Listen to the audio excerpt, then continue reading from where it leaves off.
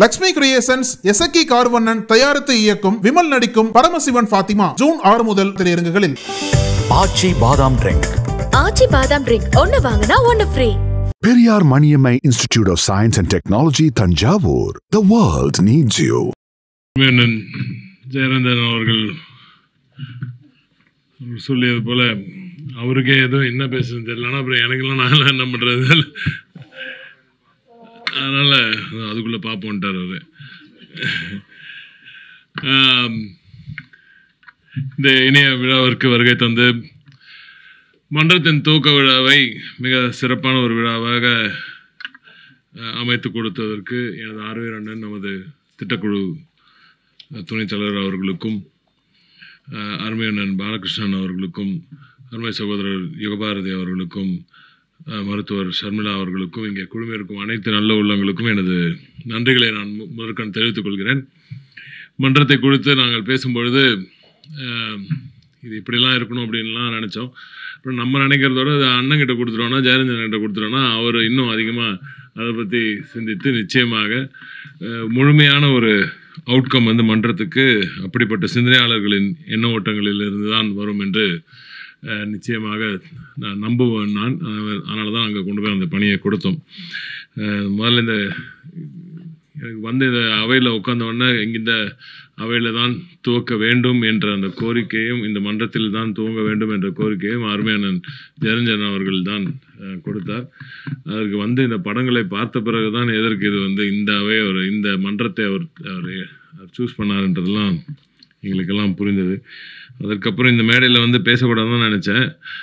அப்புறம் ஏன்னா இந்த மேடைக்குள்ள இங்கே மேடையில் உட்காந்துருக்கவங்களும் நமக்கும் வந்து ரொம்ப தூரம், நமக்கு அந்த அந்த ஆற்றல் இல்லை, முழுமையாக சுத்தமாக இல்லை. நேற்று நம்ம தலைவர் சொன்ன மாதிரி தான், கலைஞராக இருந்திருந்தால் நான் வந்து கவிதை எழுதியிருப்பேன், இல்லை என்னென்னமோ நிறைய செஞ்சுருப்பேன். ஆனால் எனக்கு தெரிஞ்சதெல்லாம் அரசியல் மட்டும்தான், வீச்சு மட்டும்தான் அப்படின்னு அந்த வழியில் வரவங்க நாங்கள். அதனால் எங்களுக்கு தெரிஞ்சதெல்லாம் அது மட்டும்தான். அதனால் உங்களை மாதிரி பேசுகிறதுக்கெல்லாம் முயற்சி செய்ய மாட்டேன். ஆனால் இந்த மேடையில் பேசணுன்றது முடிவு எடுத்தது எதற்குன்னா, இது போன்ற எண்ண ஓட்டங்களை எல்லாம் உள்வாங்கி கொண்டு அதற்கேற்ப நடைபோடும் ஒரு ஆட்சியாக திராவிட நாயகன் அவர்களின் ஆட்சி, இன்றைய ஆட்சி இருக்கிறது என்பதை எடுத்து காட்டுவதற்காக, சுட்டி காட்டுவதற்காக மட்டுமே இந்த மேடையில் ஏறி இருக்கிறேன். ஒரு சில விஷயங்களை மட்டும் நாங்கள் உங்ககிட்டேருந்து இன்று கற்றுக்கொண்டதை மட்டும் சொல்லி விடைபெற விரும்புகிறேன் வெகு விரைவில். அருமையண்ணன் அவர்கள், பாலகிருஷ்ணன் அவர்கள் பேசும்பொழுது இந்த மில்லட் மிஷனோட பெருமையை குறித்தும், ஐயன் அவர்களின் அந்த சிலையை குறித்த பெருமையை குறித்தும் பேசினார். இன்று காலை அருமையண்ணன் காமராஜ் அவர்கள் இங்கே இருக்கிறார். இன்றைக்கி நம்ம திட்டக்குழு துணைத் தலைவர் அவர்களும் அவரும் இணைந்து செய்த அந்த காணொலி மிக அருமையான ஒரு அற்புதமான ஒரு காணொலி. உண்மையாகவே இன்றைக்கி ஜெயரஞ்சன் அண்ணனும் எவ்வளோ உணர்ச்சி வசப்பட்டிருக்கிறான்னு நீங்கள் பார்த்தீங்க. காலையில் உண்மையாகவே உட்காந்து அழுதுட்டு இருந்தால் அந்த ஓரமாக. ஏன்னா பெரியவர் பண்ண அந்த விஷயங்கள் எல்லாம் இது வந்து கர்டைல் பண்ண ஒரு வெர்ஷன், 30 minute வெர்ஷன், ஒரு சின்ன version of the big film. மிக அற்புதமான ஒரு காணொலி. அதில் அந்த ஐயன் சிலையை குறித்து பேசும் இடத்துல ஒரு விஷயம் சொல்லியிருப்பாங்க. அது யார் பேசினாங்கன்றத மறந்துட்டேன். அண்ணன் நீங்கள் சொன்ன அண்ணன் சொன்னார் இல்லை அந்த அவர் என்ன சொல்ல வர்றாருன்றதுக்கு சொல்லியிருப்பாங்க. நீங்கள் சொன்னதில்ல, அது ஒரு சொல்ல விதம், அதாவது எல்லாம் கலைஞர் பண்ணது எல்லாம் ஓகே, ஆனால் திருவள்ளுவர் அந்த சிலையை நிறுவ வேண்டும், அதற்காக 25 ஆண்டு காலம் போராட வேண்டும் என்று அவர் போராடினாலும் பரவாயில்லன்னு போராடி அந்த சிலை அங்கே தான் வைக்கணுன்றதுக்கு அந்த ஒரு காரணம் இருக்குல்ல. அது ஒரு ஷாட்டில் சொல்லியிருப்பாங்க. ஒரு 2 ஷாட்டில் லெஃப்டில் வந்து விவேகானந்தர் இருக்கும், இந்த இடத்துல வந்து ஐயன் சிலை வானுயர் அப்படி நிற்கும். அந்த ஸ்டேட்மெண்ட் இருக்குல்ல, அது வந்து தமிழினத்தை முழுமையாக புரிந்து உள்வாங்கி கொண்ட ஒரு மாமனிதராக மட்டும்தான் அதை, அதுவும் அண்ணன் சொன்ன மாதிரி அவர் வந்து ஒரு படைப்பாளி, தொடர்ந்து ஒரு படைப்பாளியாக இருந்திருக்கிறார். அதனால அப்படி ஒரு படைப்பை கொடுத்துட்டு ஒரு ஷாட்ல முடிச்சுட்டாரு. ஒரே ஷாட்ல முடிஞ்சது. இதாண்டா தமிழ், போட இதான் தமிழர், இதாண்டா தமிழ் நாகரிகம், இதாண்டா நாங்கள் அப்படின்ட்டு அவர் சொல்லியிருக்க அந்த விதம் வந்து எல்லாம் பரவாயில்ல. ஒரு சில அந்த ஒரு ஷார்ட்ல சொல்ற விஷயம் இருக்குல்ல. இப்போ இவர் சொன்ன மாதிரி நம்ம எவ்வாறு என்ன பேசும்பொழுது கூட உப்பு வண்டி வச்சுட்டு எவ்வளோ அழகா ஒரு மேட்டர் ஆச்சு. எவ்வளோ டீப்பான ஒரு சப்ஜெக்ட் அது. ஒரு உப்பு வண்டி ஏறுறது ஒரு நாகரிகத்தையே அழிக்கிற ஒரு விடயமாக, ஒரு சிம்பிளாக அதை காட்டிய தமிழ் இனத்தை சார்ந்தவர்கள் நாம் என்பதையெல்லாம் உணரும் பொழுது, எங்கள் அப்பா வந்து கலைஞரை நேசித்ததுனால் நான் வந்து கொஞ்ச நேரம் ஹிந்தியை நேசிக்க வேண்டியதாக போயிடுச்சு. ஆமாம், நான் என்ன படிக்கிறேன்னே தெரியல அவருக்கு. ஒரு நாள் அதை எடுத்து பேப்பர் எடுத்து படி அப்படின்னாரு. என்ன பேப்பர் எடுத்து படிக்க சொல்றீங்க? இல்லை, இப்போதான் படிச்சுட்டு இருக்கிறான் தமிழ். நிறைய இப்போதான் படிச்சுட்டு இருக்கா? என்ன படிச்சுட்டு இருக்க நீ? ஸ்கூல் பத்மா சேஷாதிரியில் இப்போ சேர்த்து விட்டீங்கன்னா அதான் கற்று விட்டுருப்பாங்க. அப்போ அதனால அவ்வளோ தூரம் உள்ளே போக முடியல தமிழில். அந்த ஏக்கம்லாம் எங்களுக்கு இருக்கு. ஏன்னா எங்கள் அப்பாவுக்கு வந்து கலைஞரை பார்க்கறதுக்கே நேரம் பத்தல. குடும்பத்துக்கெல்லாம் எந்த காலத்துலையும் அவர் பார்த்ததில்லை. நாங்கள் வளர்ந்ததெல்லாம் அவர் பார்த்ததே இல்லை. அதனாலே அவரை திட்டி வளர்ந்தேன். இன்னைக்கு என் பசங்க என்ன திட்டுறாங்க. ஆக அது அதே மாதிரி நாலேஜ் பேஸ் எக்கானமியை நோக்கி நகர்கிறோம். எப்படி இந்த இனம் நகருது, இது ஒரு நேச்சுரல் பரிணாமமாக பார்க்குறேன். அது நேச்சுரல் பரிணாமம் of this ideologically driven society, right? And எப்படி வந்து தந்தை பெரியாரிலிருந்து அண்ணாவிலிருந்து கலைஞர் அதை உள்வாங்கி கொண்டு 50 ஆண்டு காலம் நம்ம அண்ணன் சொன்ன மாதிரி அவர் போட்டு கொடுத்துறாரு. அந்த லைன்ல போயிடுங்க அப்படி சொல்றாருல. அந்த ஒரு ரோடு அமைச்சுட்டாரு. 50 ஆண்டு காலமாக பயணித்து ஒரு ரோடு அமைச்சு கொடுத்தாரு. அப்புறம் ஏன்டா நீ சிந்திக்கிற? அங்கிட்டு இங்கிட்டும் எல்லாம் சிந்திக்காத, ஒரே அந்த ரோட்ல போயிட்டாரு, அது போதும், நீ சேஃபா போய் ஜேர்னில. ஸோ 50 ஆண்டு காலமாக அந்த லைனை வந்து டிரா பண்ணிருக்காருல. எந்த பாயிண்ட்ல இப்படி போலாமா அப்படி போலாமான்னு அவரும் சிந்திச்சிருப்பார். சும்மா ஸ்ட்ரைட்டாலாம் போயிருக்க மாட்டார். அவரும் போயிருப்பார். ஆனா அங்கேருந்து துவங்கிய இடத்துல இருந்து அவர் லெஃப்ட் ரைட் போகிறதெல்லாம் பார்க்க, இங்க அவர் எங்க கொண்டு இருக்கோ அந்த இடத்துல ஒரு லைனை போட்டேன்னா அவனுக்கு ஸ்ட்ரைட் லைன் கிடைச்சிடும். அந்த லைன் கிடைச்சிடும்ல. அந்த லைனை பிடிச்சிட்டு போயிட்டே இருந்தானா. ஆனா பெரியார் வழியில வந்தா நம்ம அப்பப்போ லெஃப்ட் ரைட் போக தான் செய்வோம். நிச்சயமா அதையும் போக தான் செய்வோம்னு நினைக்கிறேன். ஆனா போகும்போது I think end of the day Kalaignar இட்டு தந்த அந்த பாதையில் அவரோட தொலைநோக்கு அந்த சிந்தனையில் உதித்த பல விடயங்களை பற்றி இன்றைக்கு ரொம்ப டீப்பாக நிறைய பேர் சொன்னீங்க. அதில் சகோதரி நமது மருத்துவர் அவர்கள் சொல்லும்பொழுது இந்திய மாநிலங்கள்லேயே அதிகமான விமன் ஒர்க் ஃபோர்ஸ் இருக்கிறது நம்ம தமிழ்நாடு அப்படின்னு சொன்னாங்க. அது ரொம்ப அந்த ஸ்டேட்மெண்ட்டை கொஞ்சம் மாற்றி பேசணும். நாங்கள் கொஞ்சம் ஸ்டேட்மெண்ட்டை வேற மாதிரி சொல்லணும். நீங்கள் இனிமேல் வெளில போகும்போது இந்திய மாநிலங்களில் அதிகம் சொல்கிறது ஒரு விஷயம். ஆனால் இந்திய அளவில் தொழிற்சாலைகளில் பணிபுரியும் பெண்களில் 43% இந்த ஒரு மாநிலத்தில் இருந்து மட்டும்தான் என்று சொல்லும்போது அது it's different tone, it's different. ரெண்டு இது இருக்கல ஜாஸ்தின்னு சொல்றது வேற. அது இப்போ எதுக்கு இந்த டேட்டா அப்படி சொல்ல, நிறைய டேட்டா சொன்னாங்க. அந்த டேட்டாலாம் சொல்ற விதமும் ரொம்ப முக்கியம். இன்னைக்கு நாங்கள் வந்து தமிழ்நாடு தான் எலக்ட்ரானிக்ஸ் எக்ஸ்போர்ட்ல நம்பர் 1 அப்படின்னு சொல்றது எளிது, அது ஈஸி. ஆனா நாங்க 41% தமிழ்நாடு மட்டும் தான்டா பண்ணுது இந்தியாவில் எக்ஸ்போர்ட்ல. 70% ஐபோன்ஸ் வந்து தமிழ்நாட்டில் தான் செய்கிறோம் அப்படின்னு சொல்லும்போது அந்த பர்சன்டைல் சொல்லும்போது தான் அதோட அந்த தாக்கம்.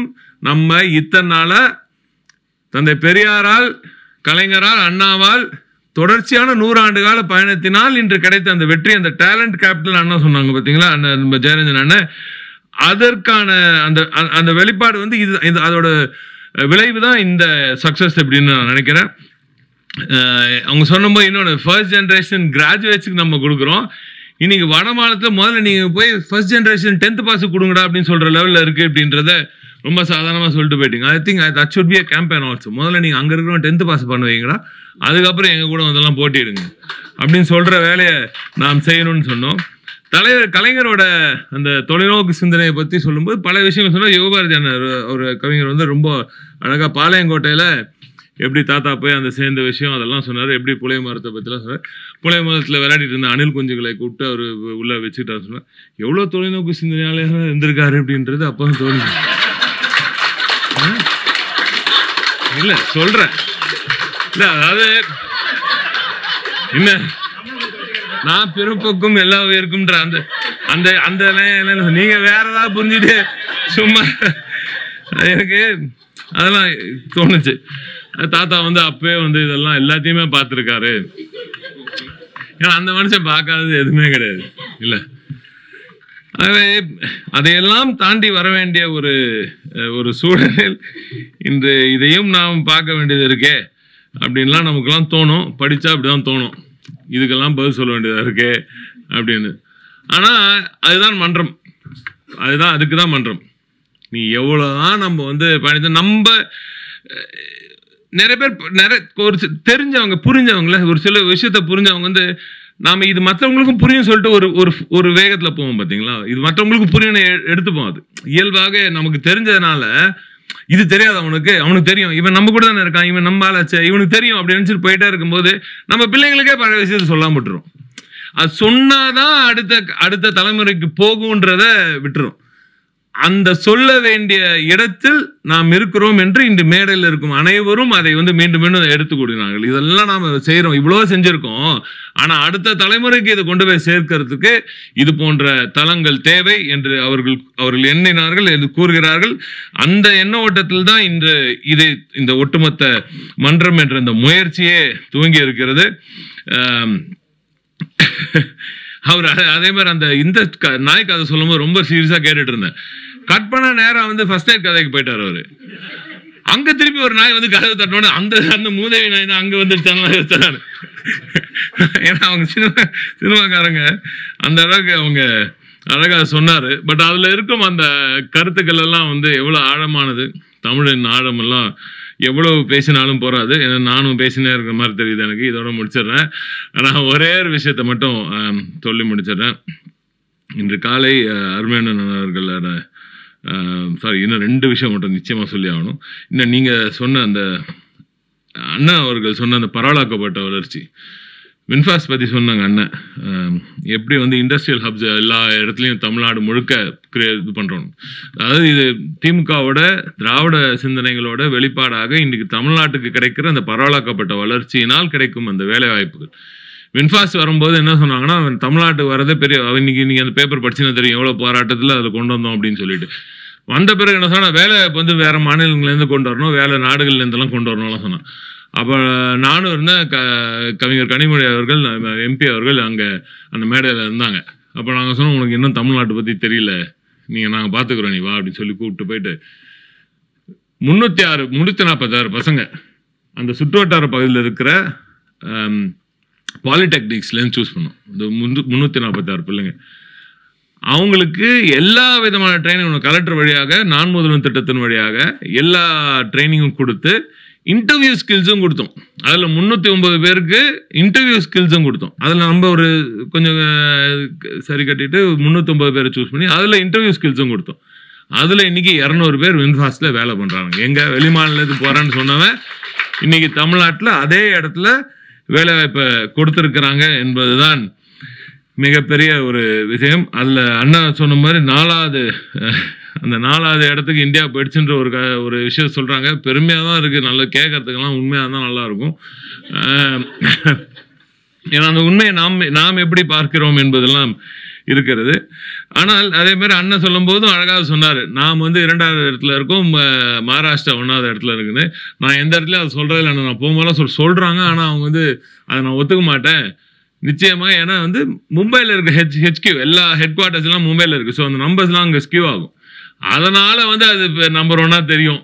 அது வந்து பல விதத்தில் நம்பர்ஸோட கேம். அது இருந்தாலும் இன்றளவு இந்தியா நம்பர் 1 இருக்கிறது என்றால் எஸ்டிஜி கோல்ஸில், சஸ்டைனபிளி இன்க்ளூசிவ் கோல்ஸில் $1 trillion எக்கானமி பற்றி பேசினார். இன்னைக்கு $10 million ஆன்சர் அப்படின்னு ஒரு இது வந்திருக்கு. $10 million ஆன்சர்னு. இந்த இந்தியாவோட குரோத்துக்கு திராவிட மாடல் தான் பதில் என்று சொல்வதை போல அற்புதமான டிஓஐல ஒரு நோட் வந்திருக்கு. நீங்க அதை நிச்சயமாக பார்க்க வேண்டும். இந்த துவக்கம் இது எதுக்கு சொல்லணும்னா, ஒவ்வொரு மேடையிலும் நாங்கள் இருக்கும் பொழுது இந்த ஆட்சியில் மக்களாட்சியில் திராவிட நாயகன் ஆட்சியில் இருக்கும் நாங்கள் உங்களிடமிருந்து கற்றுக்கொள்கிறோம். அப்படி கற்றுக்கொள்ள இன்னும் அடுத்த ஒரு கட்டமாகத்தான், அடுத்த ஒரு படியாக, அடுத்த ஒரு முயற்சியாகத்தான், இந்த அடுத்த தமிழ்நாட்டின் அடுத்த முன்னேற்றத்துக்கான ஒரு முயற்சியாகத்தான் மன்றத்தை நாங்கள் பார்க்கிறோம். எனவே மன்றம் அனைவருக்குமானது. இங்கே வந்திருக்கும் நாங்கள் 4 பேருக்கு மட்டும் இல்லை, அனைவருக்குமானது. நீங்கள் எல்லோரும் மன்றத்தை உங்கள் கையில் எடுத்துக்கொள்ள வேண்டும். இதை அடுத்த கட்டத்துக்கு நகர்த்த வேண்டும். எதுவாக இருந்தாலும் உங்களுக்கு நாங்களும் நிச்சயமாக துணை நிற்கிறோம். அதற்கு லெனின் அவர்கள் நிச்சயமாக துணை நிற்பார். நாங்களும் உங்களுக்கு நிச்சயமாக துணை நிற்போம். இந்த அரசாங்கம் துணை நிற்கும். திராவிட முன்னேற்ற கழகம் நிச்சயமாக துணை நிற்கும் என்பதையும் கூறி இந்த மேடையில் எனக்கும் வாய்ப்பளித்த அனைவருக்கும் நன்றிகளை தெரிவித்து மகத்தான ஒரு மாற்றத்தை இந்த மன்றத்தின் மூலம் நிச்சயமாக செய்வோம் என்று கூறி விடைபெறுகிறேன். நன்றி, வணக்கம். நக்கீரன் டிவிக்கு சப்ஸ்கிரைப் செய்யுங்கள். உங்கள் ஆதரவே எங்கள் பலம். ஆசிரியர்களுக்கு நண்பனாகவும் மாணவர்களுக்கு ஆசானாகவும் திகழும் தேர்வு வழிகாட்டி. ஒவ்வொரு பாடத்திற்கும் அனுபவமிக்க ஆசிரியர்களின் துல்லியமான தெளிவான விடைகள். CNC இருக்கு, தேர்வு பயம் எதற்கு? இது தீரன் பப்ளிஷிங் ஹவுஸ் விற்பனை வெளியீடு.